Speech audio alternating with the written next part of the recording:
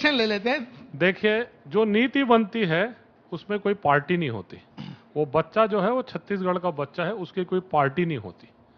आप पढ़ा रहे हैं तो उसको इस ढंग से क्यों पेश कर रहे हैं कि भारतीय जनता पार्टी के कार्यकर्ता का बच्चा पढ़ रहा है? वो बच्चा छत्तीसगढ़ का बच्चा है, छत्तीसगढ़ के नागरिक का अधिकार है।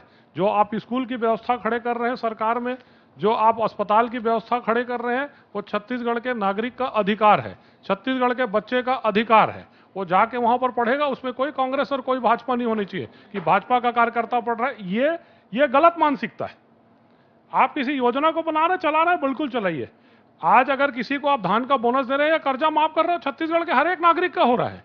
वो तो योजनाएं सब नागरिकों के लिए बनती है ना। वो योजना कोई एक भारतीय जनता पार्टी के लिए योजना बनेगी और कांग्रेस की योजना बनेगी, ऐसी कोई योजनाएं नहीं बनती। तो इस ढंग से विकास जी आप बोल रहे हो तो ये अच्छी बात नहीं है। हर आदमी, उसमें कोई स्कूल तो स्कूल खुलता है ना भाई, उसमें किस बच्चा का कौन बच्चा पढ़ने जाएगा, किस पार्टी का कार्यकर्ता का बच्चा पढ़ने जाएगा, ये तो तय नहीं होता ना। बिल्कुल सौरभ जी, क्योंकि बच्चा तो पढ़ाई करने समान है, वही उनका कहना है। थोड़ा वो ट्विस्ट एंड टर्न्स करके ट्विस्ट नहीं, मैं गलत निकल गया। हाँ। सौरभ जी की बात का जवाब देना चाहता हूं। मैंने कहा हमने कभी पक्ष भाई भतीजावाद नहीं किया कि भारतीय जनता पार्टी का कार्यकर्ता है उसके बच्चे का एडमिशन नहीं होना चाहिए। सरकार ने योजना बनाई, बिजली बिल 400 यूनिट अगर फ्री हो रहा है तो मेरे घर का भी हो रहा है, सौरभ जी के घर का भी हो रहा है, आपके घर का भी हो रहा है। हमने पक्षपात नहीं किया। हमारे क्लिनिक, हमारे अस्पताल में अगर शुगर की और बीपी की 3000 रुपए महीने की दवाई अगर किसी को फ्री में मिल रही है तो वो कोई भी व्यक्ति हो, कोई भी जाति समूह का व्यक्ति हो, कोई भी धर्म का व्यक्ति हो, कोई भी विचारधारा का व्यक्ति हो, उसको मिलना। सरकार की योजना, मैंने आपको पहले भी कहा, सरकार किस ओर काम करती है। आप एक तरफ महंगाई से जनता परेशान है, दूसरी तरफ उसके घर में आप पैसा बचा रहे हो। हमारी सरकार की योजना, भूपेश बघेल जी की, हमारी कांग्रेस पार्टी की सरकार की योजना, प्रत्येक घर को कैसे हम फायदा पहुंचा सकते हैं। हमने 2.25 करोड़ रुपया डायरेक्ट ट्रांजिशन अकाउंट में किया। कोई बिचौलिया नहीं, कोई मीडिएटर नहीं, सीधा जो किसान है, जो हमारे साथी है, युवा साथी है, महिला बहनें हैं, उनके अकाउंट में सीधा पैसा जा रहा है। उसका उपयोग करने का भी काम उनका। हमने मोबाइल नहीं दिया, हमने टिफिन का डब्बा नहीं बांटा। 2023 का चुनाव नजदीक है, उसमें ये महिला वोटर, किसान वोटर कांग्रेस का कितना साथ देगी, वहीं पे पता चल जाएगा कितने पैसे उनके खातों में आए हैं और कितना उनका वोट आपकी तरफ आया। दीपक। विकास जी, एक सवाल है, गृह विभाग का जिम्मा भी आपके पास है, संसदीय सचिव हैं आप। युवा जो है वो नशे की खेप उनके पास से बरामद हो रही है, नशे की ओर ढकेले जा रहे हैं, ऐसा भारतीय जनता पार्टी का आरोप है। और तमाम मंचों से, चाहे विधानसभा हो चाहे सड़क पर हो, इसको लेकर कोई रणनीति, कोई नीति आपके पास है मौजूदा स्थिति में? क्योंकि जितना बड़ा कारोबार हो रहा है नशे का, वो किसी से छुपा नहीं है। तो ये जो युवा ढकेले जा रहे हैं, इसको लेकर कोई रोड मैप है? देखिए दीपक जी, आपने अच्छी बात कही है। युवाओं का एक टीनेजर, जो एक 15, 16, 14 साल की उम्र के जो स्टूडेंट होते हैं, उस युवा वर्ग के जो लोग होते हैं, छात्र होते हैं, छत्तीसगढ़ में नहीं पूरे देश में आज, चाहे इंटरनेशनल मार्केट की बात करें या हमारी कमजोरियों की बात करें, कहीं ना कहीं नशे के गिरफ्त में, चाहे ड्राई नशा ले रहे हो, चाहे आप अलग अलग तरीके का नशा, हमारी सरकार लगातार उस पर काम कर रही है। इंटरनेशनल मार्केट तक जाकर इंटरनेशनल स्कैम को भी पकड़ने का काम हमारी सरकार की पुलिस ने की है और लगातार इस पे मुस्तैदी से काम करने की आवश्यकता है। साथ ही साथ इसमें जनता की भागीदारी होने की आवश्यकता है।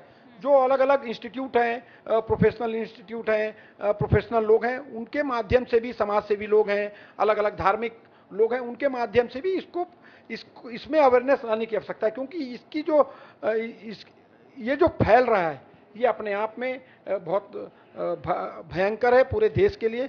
तो उसके रोकथाम के लिए हर संभव प्रयास हमारी पुलिस भी कर रही है, हमारी सरकार भी कर रही है। ठीक है सौरभ जी, अब चुनाव को लेकर बात कर लेते हैं। ये तो अभी तक सरकार और विपक्ष की बातें सुन ली है। 2023 में भारतीय जनता पार्टी का इस बार चेहरा कौन रहने वाला है, ये भी सवाल रहेगा। गृह मंत्री अमित शाह खुद छत्तीसगढ़ आके यहाँ पर पूरी जिम्मेदारियां देख रही हैं। स्थानीय नेताओं में कोई दिक्कत है कि वहां से केंद्र से नेता को आना पड़ रहा है, खुद गृह मंत्री को आना पड़ रहा है और देखना पड़ रहा है कि कार्यकर्ता कैसे काम कर रहे हैं, नेता कैसे काम कर रहे हैं? हमारे गृह मंत्री जी तो जहां पर चुनाव होता है वहां जाते हैं। छत्तीसगढ़ में ज्यादा फोकस नहीं, ऐसा कुछ नहीं। मध्य प्रदेश भी जा रहे हैं, राजस्थान भी जा रहे हैं, असम भी जाते थे, उत्तर प्रदेश भी जाते हैं। नहीं, उन्होंने कहा है कि छत्तीसगढ़ की कमान मैं स्वयं ले रहा हूँ। मैं स्वयं ले रहा हूँ। स्वागत है, उनके जितना उनका अनुभव है उन्होंने भारतीय जनता पार्टी को कहां से कहां राष्ट्रीय अध्यक्ष से तो पहुंचा दिया। अगर वो यहां पर कमान संभालेंगे तो हमारे लिए सौभाग्य की बात है। चेहरा कौन होगा? चेहरा तो हमारे सामूहिक नेतृत्व की बात है, कांग्रेस में भी सामूहिक नेतृत्व की बात आ गई। बार बार बोल रहे हैं सामूहिक नेतृत्व रहेगा, कांग्रेस में भी कोई चेहरा नहीं है। नहीं, वो तो कह रहे हैं भूपेश है तो भरोसा है। भूपेश और भरोसा के सारे पोस्टर हटा लिए गए हैं।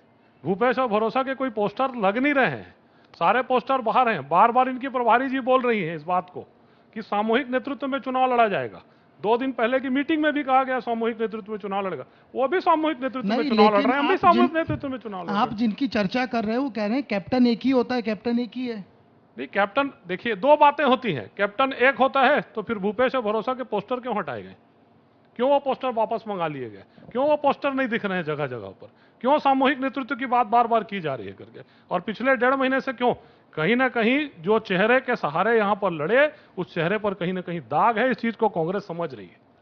एक आरोप आपके ऊपर लगातार लगता है, आपकी पार्टी के ऊपर छत्तीसगढ़ के भीतर लगता है, चूंकि गृह विभाग है इसलिए जोड़ रहा हूं, सरकारी एजेंसियों ने छत्तीसगढ़ में ऐसा डेरा जमाया कि वापस जाने का नाम नहीं ले रही है। बीते 1.5 साल से लगभग यही है। आरोप आप लोगों के ऊपर लगता है कि आप ही का सब किया धरा है, आप ही करवा रहे हैं। सरकारी एजेंसियों ने जहां जहां पर चोरी हुई है, जहां जहां पर भ्रष्टाचार हुआ है, जो चौक चौराहे पर चर्चा हो रही थी उसको प्रमाणित कर दिया। 2 नंबर में शराब जारी थी, हमने विधानसभा में चिल्लाया 2 पेटी चल रही है, उसको प्रूफ करके बता दिया। चोरी हो रही थी 2 पेटी की। राजस्व के रिकॉर्ड को मैं प्रूफ करके आपको बता दूंगा कि राजस्व का रिकॉर्ड कैसे बढ़ा नहीं। आबकारी का जो राजस्व आता था उसको जानबूझकर रोका गया, और आबकारी का राजस्व जैसे ईडी आती है 2022 में अक्टूबर में तो 28% जम कर जाता है आबकारी का राजस्व। उसके पहले माइनस पे था आबकारी का राजस्व। तो कहीं ना कहीं सरकार का पैसा चोरी हो रहा था। कोयले का जो 25 रुपए टन है, आप किसी से पूछ लीजिए जाकर, अभी आप सिलतरा के किसी व्यापारी से पूछ लीजिए, कोयले का 25 रुपए टन देते थे। पर्चियां पकड़ाई हैं कोयले के 25 रुपए टन की। तो जहां चोरी होगी वहां तो ईडी आएगी। एक चीज मैं आपको एक छोटी सी बात बोल रहा हूं। विकास भाई स्वास्थ्य विभाग की बात कर रहे थे। डीएमएफ में जो भ्रष्टाचार हुआ है, जो सप्लाई का काम हुआ है डीएमएफ में, मेरे विधानसभा क्षेत्र में, मेरे जिले में कोरोना काल के दौरान एक ही एजेंसी से वेंटिलेटर खरीदा गया है। कॉन्फ़िगरेशन एक है, एक ही एजेंसी जो सप्लाई की है, 3 अलग अलग रेट से वेंटिलेटर खरीदा गया है। सीटी स्कैन की मशीन पहुंची नहीं, उसको दे दिया गया। तो कोरोना को, आपदा को तो अवसर बना लिया डीएमएफ में कलेक्टरों ने। विकास जी, ये आरोप आप लोग लगातार लगाते हैं कि ईडी, आईटी और तमाम जो सरकारी एजेंसियां, उसके पीछे भारतीय जनता पार्टी का हाथ है और जो राजनीति से प्रेरित है। कांग्रेस की सरकार है चूंकि, इसलिए कार्रवाई हो रही है। दीपक जी, कांग्रेस की ही सरकार नहीं, जिन प्रदेशों में भारतीय जनता पार्टी को जन समर्थन नहीं मिला, उनकी बहुमत नहीं, उनको बहुमत नहीं मिला, उनकी सरकारें नहीं बनी, उन प्रदेशों के जो अलग अलग विचारधारा के नेता हैं, जो भारतीय जनता पार्टी विचारधारा के नहीं हैं, उनकी स्थिति, उनके हाल जाकर देख लीजिए। और जब ईडी, आईडी, सीबीआई के माध्यम से उनको दबाया गया तो भारतीय जनता पार्टी में वो शामिल हो गए, वो पाक साफ हैं। अब उनके यहाँ कोई ईडी, आईडी नहीं है। आप महाराष्ट्र में देख लीजिए, आप आंध्र तेलंगाना में देख लीजिए, कर्नाटक में देख लीजिए, कर्नाटक में देख लीजिए। भारतीय जनता पार्टी ने सिर्फ एक प्रेशर डेवलप करने के लिए उन एजेंसियों को अपने साथ में रखा हुआ है और उसको नचाने का काम कर रहे हैं। जिन प्रदेशों में भारतीय जनता पार्टी जनता का विश्वास हासिल नहीं कर पा रही है, 15 साल यहां सत्ता उनको मिली, 15 साल में 14 सीट पर वो लोग आ गए, इसलिए कि उन लोगों ने जनता के साथ विश्वासघात किया। जनता ने बहुमत दिया, जनता आज सबसे आगे है, उसी से हम चुनाव लड़ते हैं, उसी से हम चुनाव बहुमत में आते हैं। लेकिन भारतीय जनता पार्टी ने ईडी, आईडी और इन प्रकार की एजेंसियों को अपना हथियार बनाकर प्रेशर डेवलप करने का प्रयास किया। उनको मालूम, इस बात की चिंता है, इस बात की जानकारी हो चुकी है कि छत्तीसगढ़ के अंदर उनका कोई भी नेता जो 15 साल यहाँ सरकार में थे, नेतृत्व जिन्होंने किया, अब उनकी हिम्मत और उनकी ताकत नहीं है, उनकी क्रेडिबिलिटी, उनके स्टेट में जनाधार, उनकी साख खत्म हो चुकी है। इसलिए भारतीय जनता पार्टी के बड़े नेता यहाँ पर आते हैं। अभी 22 टिकट डिक्लेयर हुई, भारतीय जनता पार्टी के जो नेता उस मीटिंग में गए थे उनको तक नहीं मालूम था टिकट डिक्लेयर होना है। हमारे यहाँ तो एक पैमाना है, ब्लॉक कांग्रेस कमेटी, जिला कांग्रेस कमेटी, प्रदेश इलेक्शन कमेटी। लेकिन ये लोग बोलते हैं हम गुप्त काम करते हैं इसलिए बताते नहीं हैं। बिल्कुल, देखिए, मैं तो गुप्त काम कर रहे हैं, तब तो यहाँ के लोगों को कानों कान खबर नहीं है, क्योंकि विश्वास नहीं है यहाँ के नेताओं पर। भारतीय जनता पार्टी के जो दिल्ली के आला नेता हैं उनको दिल्ली की लीडरशिप को इस चीज की जानकारी है कि कोई भी नेता, जो आप पर आरोप लगाए अभी कि चेहरा आप लोग भी सामने नहीं रखते देखिए हैं। ये तो स्पष्ट है, जिनके नेतृत्व में चुनाव होता है, जो विधायक दल का नेता होता है, हाँ। जो विधानसभा में विधायक दल का नेता है, जो मुखिया है, वो तो फेस होगा ही। हाँ। उनके सामने तो हम चुनाव लड़ेंगे। आज कांग्रेस है तो विश्वास है, भूपेश है तो भरोसा है का नारा चल रहा है और इसी पर हम चुनाव लड़ेंगे, इसमें तो कोई बात ही नहीं है। लेकिन जिस प्रकार से भारतीय जनता पार्टी को मालूम है कि भूपेश बघेल जी के बराबर का कोई नेता उनके पास नहीं है, इसीलिए वो इस प्रकार की बात कर रहे हैं। कौन, इसके पहले रमन सिंह जी के नेतृत्व में चुनाव हुआ, 3 बार रमन सिंह जी के नेतृत्व में चुनाव हुआ। रमन सिंह जी कहां हैं? और 14 मंत्री 13 मंत्री थे, क्या उनमें से कोई भी मुख्यमंत्री का फेस नहीं है? कोई इतने 9 सांसद हैं, क्या कोई किसी को भी आप फेस बनाकर चुनाव नहीं लड़ सकते? आपके प्रदेश के अध्यक्ष बार भी तो ये सामूहिक नेतृत्व में चुनाव लड़े थे। पिछला चुनाव जब आप लड़े तो आप 4 लोग के सामूहिक नेतृत्व में चुनाव लड़े, भूपेश बघेल जी, टीएस सिंहदेव जी, चरण दास मोहन जी, ताम्रध्वज साहू जी के। पिछले बार आप अपोजिशन में थे तो 4 लोग के सामूहिक नेतृत्व में ही तो चुनाव लड़े। संगठन चलाते हैं या सत्ता चलाते हैं, कंबाइंड एफर्ट्स है, सबके साथ मिलकर सामूहिक व्यवस्था है, सामूहिक सबका भरोसा, सामूहिक सबका काम होता है, तब हम बनाते हैं। 2-2 चेहरे तो नहीं है, 2-2 चेहरों की भी चल रही है बात। टीएस सिंहदेव कह रहे हैं मैं सीएम का दावेदार हूं, भूपेश बघेल मैं सीएम का दावेदार हूं। ये भारतीय जनता पार्टी और इनके लोग इस प्रकार की अफवाहों को फैलाने का काम करते हैं, लेकिन मैं समझता हूं कि इससे कोई फर्क पड़ने वाला नहीं है। जिनके सामने इस बात को रखने का प्रयास कर रहे हैं वो जनता जागरूक है। 2.5 साल राजा साहब को भवन में बैठे थे, 2.5 साल से, 2.5 साल की लड़ाई में ले दे के आप बैकडोर से उनको उचका रहे थे, ऐसी भी जानकारी है। 2.5 साल की तो प्रॉमिस उन लोग की हुई थी, और बंद कमरे में तय हुआ था 2.5 साल। राजा बयान साहब देते थे, आप लोग उचका देते थे। नहीं, वो तो नाराज होकर फाइल उठा के चले गए थे कि अब मैं नहीं सह सकता ऐसा करके। फिर पता नहीं क्या हृदय परिवर्तन हुआ, फिर आ गए सीन में। उनका कहना है मैं कांग्रेस का कार्यकर्ता हूं, कांग्रेस में ही रहूंगा, चाहे कोई भी मुझे पीछे से आए आगे से कहे, मैं वो बात तो कांग्रेस ठीक का है। कार्यकर्ता हूं। राजा साहब सार्वजनिक ढंग से डिनाई कर दें कि 2.5 साल की बात नहीं हुई थी क्या? हर जगह वो अपनी पीड़ा को 2.5 साल की बयान किए हैं, चाहे बंद कमरे में हो, चाहे इशारों में टीवी चैनलों में हो। ठीक है विकास जी, पार्टी के अंदर सब कुछ ठीक है? बिल्कुल, कोई दिक्कत जो भारतीय जनता पार्टी उठा रही है? देखिए, हम लोगों ने 15 साल जेल जाकर, लाठी खाकर, हाँ। जनता की लड़ाई को लड़कर सत्ता पाई है। हम लोगों ने सत्ता हेलीकॉप्टर से रमन सिंह जी नीचे उतर गए और मुख्यमंत्री बन गए, वैसी सत्ता नहीं पाई। हमारे नेताओं ने बहुत लड़ाई लड़ी है। 110 अलग अलग थानों में एफआईआर है मेरे ऊपर। में पीएससी की बात कर रहे थे, पीए पब्लिक सर्विस कमीशन एग्जाम की कम से कम 12 एफआईआर होगी अलग अलग थाने में। हमने लड़ाई लड़ी है। हमारे नेता उस समय अभी मुख्यमंत्री हैं भूपेश बघेल जी, आपको मालूम होगा, उनको तक जेल में एक विपक्षी पार्टी के नेता को, जो मुख्यमंत्री के इक्विवेलेंट होता है, विधायकों का प्रदेश कांग्रेस कमेटी का प्रदेश का अध्यक्ष होता है, उनको तक जेल में डालने का काम भारतीय जनता पार्टी की उस समय की तत्कालीन सरकार ने किया। उनके पूरे परिवार के लोगों को, उनके बुजुर्ग माता पिता को, उनके घर के, उनकी वाइफ को, सबको पुलिस कस्टडी में बुलाया गया था। बातचीत उनसे बातचीत की गई, उनसे जांच पड़ताल की गई। क्यों? ये भारतीय, हम उस समय वहां से लड़कर आए हैं, हम हवा में उड़कर नहीं आए। ठीक है, छत्तीसगढ़ की राजधानी रायपुर में कितना विकास किया है कांग्रेस ने? कल हम घूमने गए थे रायपुर सिटी, अब मैं आपसे जानना चाहूंगी कि आप लोगों ने यहाँ कितना विकास किया है, फिर उस विकास का आकलन मैं अपने हिसाब से बताऊंगी। देखिए, हाँ। भारतीय जनता पार्टी की सरकार 15 साल से सत्ता में है। भारतीय जनता पार्टी ने इन 15 सालों में रायपुर राजधानी को 2 राजधानी बना दिया। रायपुर में 2 राजधानी बना दिया। एक राजधानी वो जो यहाँ से 15 किलोमीटर दूर है, नया राजधानी, हाँ। जिसको भारतीय जनता पार्टी ने डेवलप किया, क्योंकि वहां आजू बाजू पूरे बड़े नेताओं ने इनकी जमीन ले ली।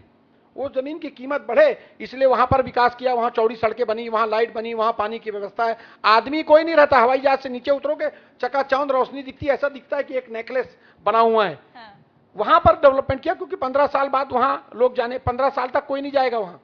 जहां 15 लाख लोग रहते हैं इस रायपुर राजधानी में, जहां की बात आप कर रही हैं, वहां पर वहां का विकास, वहां का डेवलपमेंट नहीं किया। 2 कैबिनेट मंत्री इस रायपुर राजधानी से 15 साल इस रायपुर राजधानी से थे, लेकिन डेवलपमेंट, मूलभूत सुविधा, मूलभूत समस्या का समाधान नहीं किया। पहले 7 लाख पॉपुलेशन का शहर था, अभी अनडिफाइंड पॉपुलेशन 25 लाख है।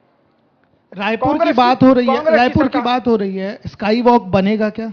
देखिए, स्काई वॉक पर मैं जरूर आपसे बात कहूंगा।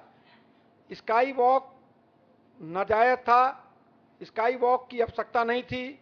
जब उसकी नींव रखने की, जब उसकी प्लानिंग आई थी, तभी वहां के व्यापारियों ने, रायपुर राजधानी के एक एक व्यक्ति ने उसका विरोध किया था।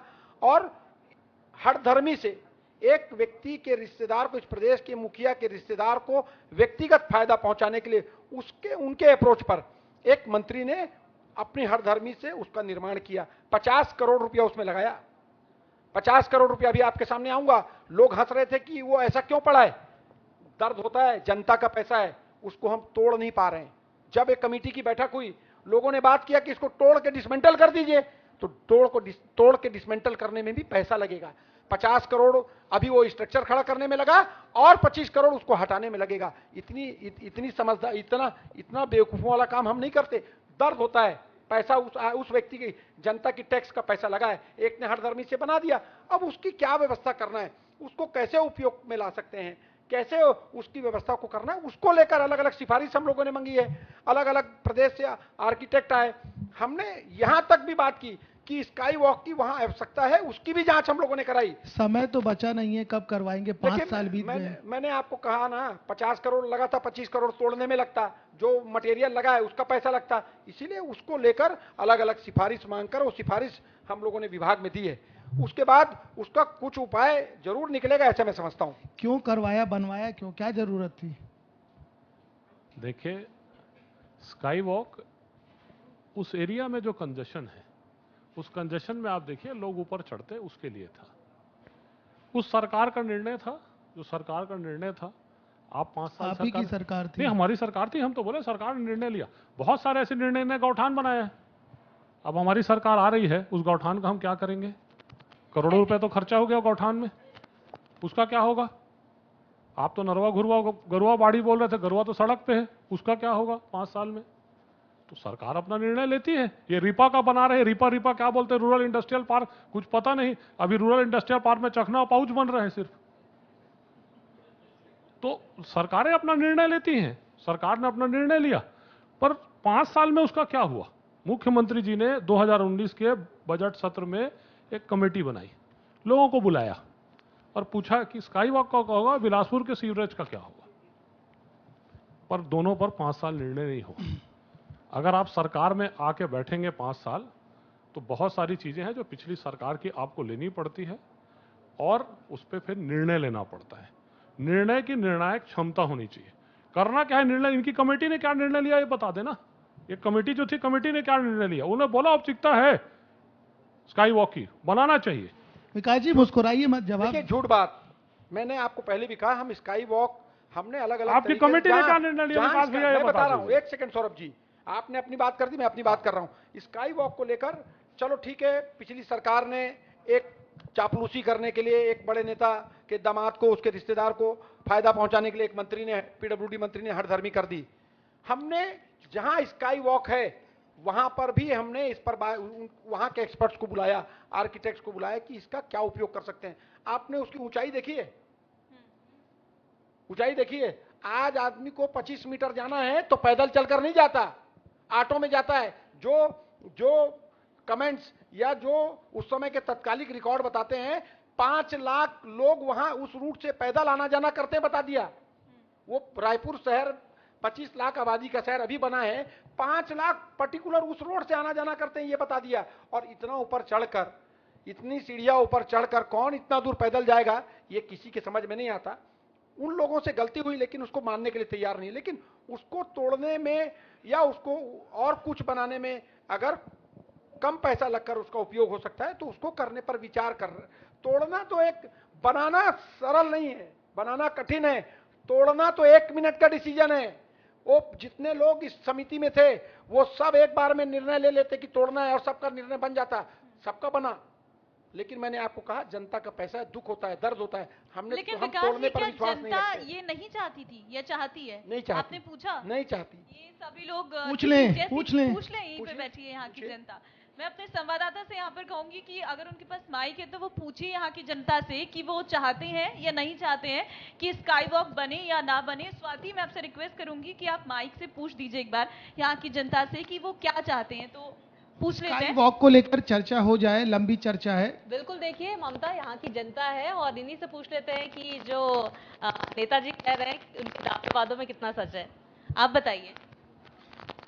स्काई वॉक की मतलब ज़रूरत तो है सर, वहाँ पे जाम बहुत लगता है एंड बेसिकली जो ऑटोज़ जो खड़े होते हैं उनकी वजह से एक्सीडेंट्स भी काफ़ी होते हैं उस चौक पे। मैं सोचता हूँ कि थोड़ी हाइट कम होती और उस पे अगर नई जैसे लिफ्ट लग जाए या एस्केलेटर लग जाए तो it would have been better थोड़ा सा। तो ज़रूरत तो है सर। कहाँ रहते हो आप? मैं अवंती विहार। अच्छा, कुछ और लोगों की राय भी जान लेते हैं। आप बताइए, क्या नाम है आपका? मेरा नाम नंदिनी चक्रवर्ती है। हाँ नंदिनी। मैम मुझे लगता है कि ज़रूरत उतनी नहीं है। हम लाइक नीचे से भी जा सकते हैं, तो ये मुझे लगता है। ठीक है, दो राय मिला-जुला है। response। एक का कहना है कि होता लेकिन हाइट नहीं होती, थोड़ा तो सही था, बन जाता तो अच्छा था। एक का कहना है कि नहीं बनता तो वो भी ठीक है। देखिए, मैंने उसके पैरामीटर्स पर आपसे बात की हम्म। कि जब इसको बनना था, कोई चीज हम प्लान करते हैं ठीक है। तो वहाँ ट्रैफिक लोड कितना है, वॉकिंग लोड कितना है, ये सब कैलकुलेशन होता है। तो वो कैलकुलेशन को ही गलत देने का काम किया। शुरू में जब इसको बनाना था तो ही उस समय सारे कैलकुलेशन रिकॉर्ड गलत बताए गए। वहाँ जो रहने वाले अच्छा व्यापारी, ममता, कुछ और पक्ष भी निकल कर आ रहे हैं, इनका भी जान लेते हैं, इनका भी व्यू जान लेते हैं। स्काई वॉक एक गलत निर्णय था। पब्लिक वहां और व्यापारी परेशान थे, वो नहीं बनना चाहिए किसी भी कीमत पे। ठीक है, अलग अलग राय है। फिलहाल आपने अपनी बात रख ली है, वो अच्छा है कि ठीक है, जो विकास है, आपने कहा कि जल्दबाजी में विकास कराया और वो विकास सही तौर पर नहीं हुआ। उसके लिए अभी तक ये चीजें रुकी हुई हैं, लेकिन उम्मीद है कि आप जल्द से जल्द उसे हटाएं या तो फिर उसे बनाएं, क्योंकि जयपुर की शान में वो कहीं ना कहीं एक दाग सा है, वो वहां पर आधा अधूरा पड़ा हुआ। बिल्कुल उसको लेकर सरकार की अपनी गंभीर सोच है और जो अलग अलग सिफारिशें आई है, जो समिति थी, उनकी सिफारिशों पर अमल करके उसका जल्द से जल्द उसका क्या उपयोग करना है। मैंने आपको कहा दुरुपयोग हम नहीं करेंगे, हम उसको ठीक है, तोड़ेंगे ठीक है नहीं। विकास जी, दुरुपयोग नहीं करेंगे। स्काई शराब की तरफ चलते हैं। भारतीय जनता पार्टी से पहला सवाल ले लेता हूं। शराब बंदी की बात आप लोगों ने की थी, गंगा जल भी आ गया और तमाम चीजें हो गई, और उसकी जो कमेटी और समिति आप लोगों की सरकार में बहुत सारी बनी है, उसकी कमान सत्यनारायण शर्मा सत्तू भैया को सौंप दी गई। ये भी कह दिया गया वो शराब चखते ही नहीं, शराब जानते ही नहीं, तो क्यों सौंप दिया गया? क्या लगता है शराबबंदी की ओर ये सरकार बढ़ पाएगी? अब कितने दिन बचे हैं आचार संहिता को? कहानी खत्म हो गई है। दोबारा आएंगे कह रहे हैं ये? दोबारा तो जनता के निर्णय के बाद पता चलेगा ना, आएंगे हाँ। कि नहीं आएंगे। ये तो प्रजातंत्र है ना, प्रजातंत्र में आपको जनता के निर्णय का इंतजार करना पड़ेगा। और जो 5 साल के वादे 5 साल के लिए होते हैं, हाँ। फिर आप नया घोषणा पत्र लाते हैं और 5 साल के लिए वादे करते हैं जनता के बीच में। तो जनता को, जो छत्तीसगढ़ की जनता को, विशेषकर छत्तीसगढ़ की माता बहनों को जो वादा किया गया था कि शराबबंदी होगी, शराबबंदी नहीं हुई। घर घर शराब बिकी, 2 पेटी पे शराब बिकी, सबसे बड़ा शराब का घोटाला हुआ। यहां पर नकली शराब बिकी। जो शराब दुकानों में जो ब्रांड लोग पीना चाहते हैं वो ब्रांड नहीं मिलता, वो भी यहां पर समस्या है।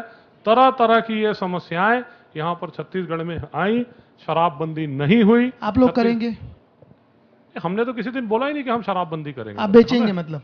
हमने तो किसी दिन बोला ही नहीं ना कि हम शराबबंदी करेंगे। हमने किसी दिन नहीं बोला हम शराबबंदी करेंगे। झूठ बोल के वोट मांगना भारतीय जनता पार्टी का काम नहीं है। भारतीय 15-15 लाख रुपया किसी नहीं बोला। किसके अकाउंट में आया?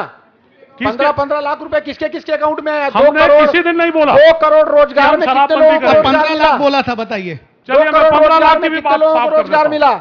माननीय राम विचार नेताम जी ने, जो माननीय मोदी जी का वो स्टेटमेंट था, उसका कोर्ट का क्या निर्णय है वो सुन लीजिएगा कि उन्होंने बोला कि नहीं अमित बोला। शाह जी ने राम खुद- विचार जी खुद ने इस बात को राम कहा है, विचार ये जी तो ने जुमला है। राम विचार जी कोर्ट पर गए, कोर्ट का निर्णय था, उसके बाद सब लोग बोलना बंद कर दिए। काला धन वो आएगा आप पूरा वीडियो को और पूरा सबके खोल के अकाउंट देख में लीजिए। 15-15 मैं लाख एक बार रुपया उस बात को जाएगा। शांत कर देता हूं। पूरा वीडियो को आप खोल वीडियो के देख लीजिए। लेंगे, वीडियो देख लेंगे। विकास जी, शराबबंदी होगी कि नहीं होगी? देखिए दीपक जी, शराबबंदी पर जरूर भारतीय जनता पार्टी के लिए तो बोल रहे हैं बेचेंगे। भारतीय जनता पार्टी हम कभी तो नहीं- बोल रहे हैं शराबबंदी के लिए सुनिए, हमने वादा ही नहीं किया किसी दिन भारतीय शराबबंदी। जनता बंद होगी कि नहीं? हमने बोला हम चरणबद्ध ढंग से शराब की बिक्री को कम करेंगे, हमने किया। और भारतीय हमने किसी जनता दिन नहीं बोला कि हम पार्टी शराबबंदी नहीं करेंगे। शराबबंदी करेंगे। शराब की बिक्री कम होगी, इसकी बात सौरभ भाई कर रहे हैं। शराबबंदी भारतीय जनता पार्टी चाहती ही नहीं। वो चाहती है राजनीतिक आप मुद्दा चाहते बने। तो आप 5 सुनिए, साल में कर देते ना, सत्ता हमने आपके पास हमने थी। किया, सुनिए आप सुनिए, 1 मिनट मैं में बात कर रहा हूँ उसी एक पे। आदेश जारी कर बिल्कुल, देते और आप कल हमारी से शराब बात नहीं बिकेगी मेरी बात तो छत्तीसगढ़ सुन में। लीजिए, खत्म कहानी। आपने अपनी बात कह दी, मेरी बात सुन लीजिए। शराब इनके लिए राजनीतिक मुद्दा है, हमारे लिए नहीं है। सरकार, बीजेपी की सरकार ने शराब बेचना चालू किया और उसके बाद ये कहते हैं कि शराब की दुकानों को हमने कम किया, उसकी बिक्री को कम किया। 165 दुकान इन 5 सालों में बंद हुई है। उसको बंद करने का काम कांग्रेस की भूपेश बघेल जी की सरकार ने किया। दूसरी बात, विधानसभा में एक समिति बनी जिसके अध्यक्ष के रूप में सत्यनारायण शर्मा जी को रखा गया। विधानसभा की समिति थी, इसीलिए उस समिति में जो विधायक हैं, जो जनप्रतिनिधि हैं, जो उस हाउस के मेंबर हैं, वो कोई भी राजनीतिक दल का व्यक्ति हो, उन लोगों को समिति में रखा गया। बहुजन समाज पार्टी के लोग भी थे, विधायक थे, जोगी कांग्रेस के विधायक भी उसमें थे, भारतीय जनता पार्टी के विधायक भी उसमें सदस्य थे। एक भी मीटिंग में भारतीय जनता पार्टी का सदस्य नहीं आया, एक भी नेता नहीं आया, क्योंकि ये चाहते नहीं। सुनिए आपने बोला, बात मेरी मैं पूरी जवाब नहीं दे रहा हूं ना हुई। उस बात का। आप आप लोग गुजरात बार-बार में, बोलते हैं। गुजरात से प्रधानमंत्री हैं नरेंद्र मोदी जी, गुजरात में शराबबंदी है, जाके देखिए, सबसे ज्यादा अवैध शराब और सबसे ज्यादा स्पिरिट पी कर कोई मर रहा है तो गुजरात में लोग मर रहे हैं। आप बिहार में जाके देखिए, बिहार में शराबबंदी। आप बोलिए सौरभ जी, बोलिए बोलिए। अब तो आपकी सरकार है ना बिहार में। अब तो नीतीश जी बार बार पाला बदल लेते हैं, अब तो आपकी सरकार है, बंद करा देते। देखिए, शराबबंदी की जो बात ये कह रहे हैं, शराबबंदी करने के लिए एक निर्णय चाहिए, कल से छत्तीसगढ़ में शराब नहीं बिकेगी। उसके लिए कमेटी की क्या आवश्यकता? क्यों आप कमेटी बना रहे हैं? वो कमेटी क्या चलिए, निर्णय देखना देगी? होगा। जिन और वो लोगों कमेटी को आपने लत लगाया है 15 साल में, वो शराब की जगह स्पिरिट पी के मर जाएंगे, इसलिए सोचना पड़ता है। कमेटी के लिए तो ये पहले भैया, इसलिए सोचना पड़ता है, पहले सोचना वो था। स्पिरिट पी के मत मर जाएं। आपने जब आप छत्तीसगढ़ की जनता को बिहार और वादा किया, गुजरात में आपने जाकर देखिए छत्तीसगढ़ क्या की हो रहा है। जनता को आपने वादा 15 किया, साल यहाँ वोट के लेने लोगों को के लिए शराबी आपने बनाया वादा आप लोगों किया, ने। वोट लेने के लिए वादा चलिए, किया, ठीक तो है। बोले शराबबंदी होगी। शराबबंदी बड़ा मुद्दा है। अब ये 23 के चुनाव के बाद देखना होगा कि कौन सी पार्टी आती है और शराबबंदी को लेकर क्या करती है। बहुत धन्यवाद आप दोनों लोगों का इंडिया न्यूज के मंच पर आने के लिए और तमाम चीजों पर चर्चा करने के लिए। फिलहाल एक छोटे से ब्रेक का वक्त हो रहा है, फौरन लौटते हैं।